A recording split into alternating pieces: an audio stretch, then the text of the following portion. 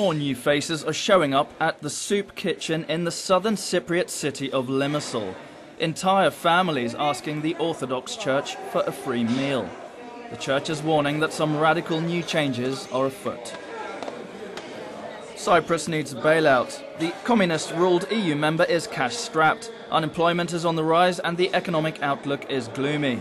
57-year-old Kostas is looking for a job. Nothing special, just something. Anything.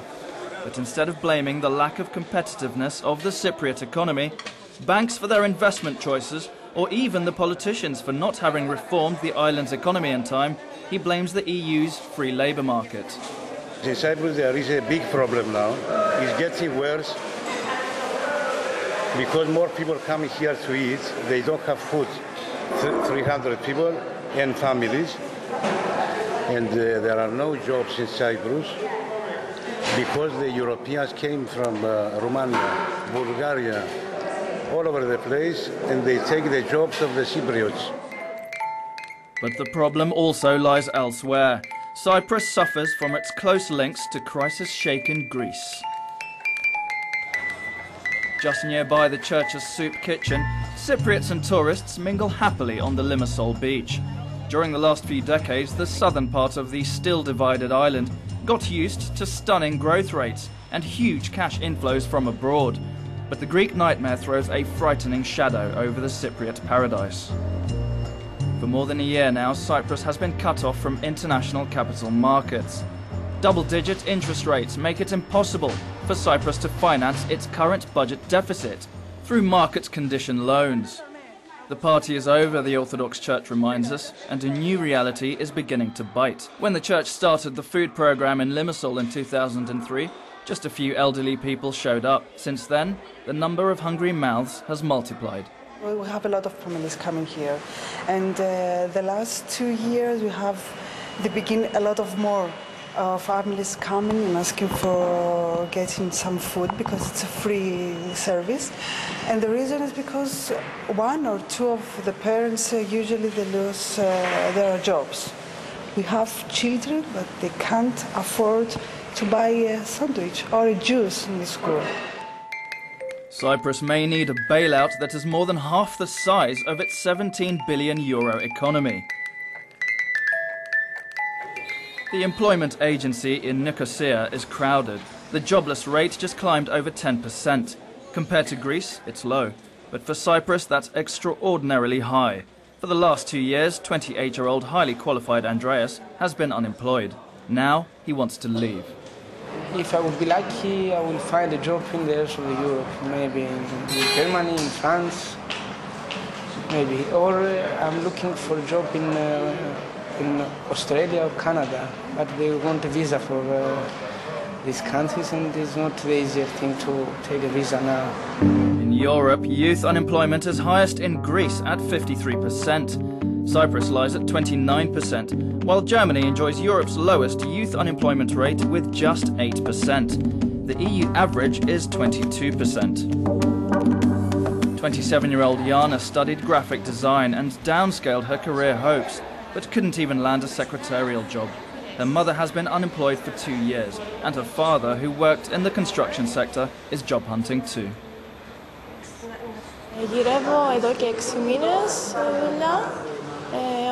I've been looking for a job for 6 months now. All my friends are in exactly the same situation as I am. They cannot find anything at all. Because of the crisis, I got fired by a company that had to close down one of its 3 shops.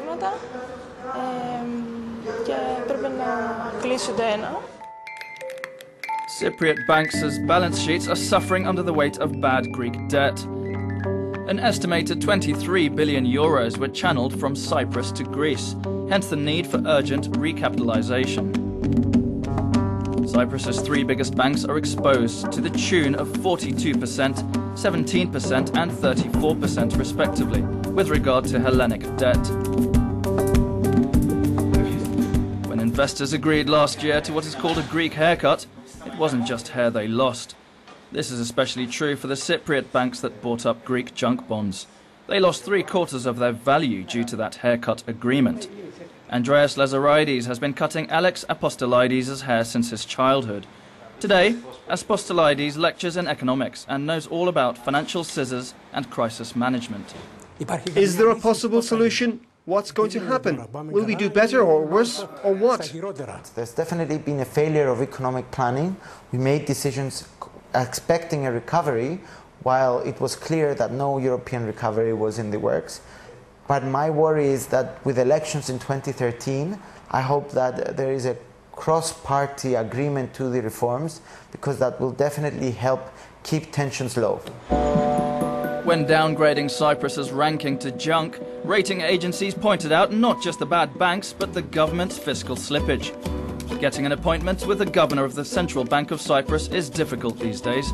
While experts from the European Central Bank, IMF and European Commission check the finances of Cyprus's banks and government, the new central bank governor argues against deep cuts. And what is your direct recommendation to policymakers and decision makers? My policy recommendation is to basically enter into discussions that would actually look for a program that protects economic growth. In another visible sign of the crisis, Cyprus today is plastered with for sale or rent billboards.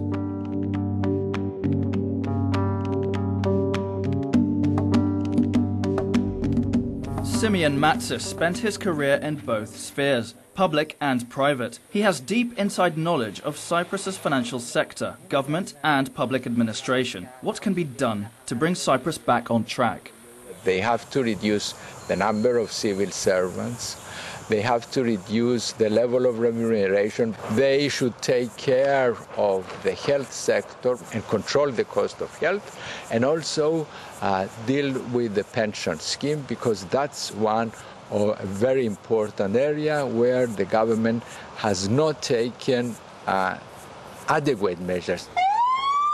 The situation is critical. To reduce the government's bloated budget deficit, the European Commission wants Cyprus to set up far-reaching healthcare reforms.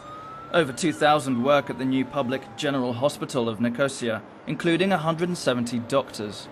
The staff are facing a crisis of morale because of the numbers, the increased work, and the fact that their salaries have started being reduced as in view of the measures taken because of the crisis. Let's go over to Agros, a small village in southern Cyprus's mountain region. To help ease young people into employment, the European Commission asked the Cyprus government to liberalise the labour market. Marios and Andri are victims of what is called brain waste. Long, expensive studies, but no or just small job offers. It's difficult right now. I studied for 4 years. Even so, I cannot find a job that corresponds to my university studies, to my qualifications as a computer scientist. Half of my friends are trying to find a job too, but they can't get one either. They have the same problem. I can give you an example of my own. When I applied for a job, the boss there told me that I have the qualifications, but if I wanted to work there, I'd have to do so without any pay for 3 months, to see if I like it and to see if I will do everything he wants me to do. It's almost as if all those employers aren't searching for qualified employees, but for slaves instead. There is a little glimmer of hope. Cyprus recently discovered rich natural gas resources in its southern territorial waters, which could be ready for extraction by 2016. But such ambitions should not replace structural reforms today.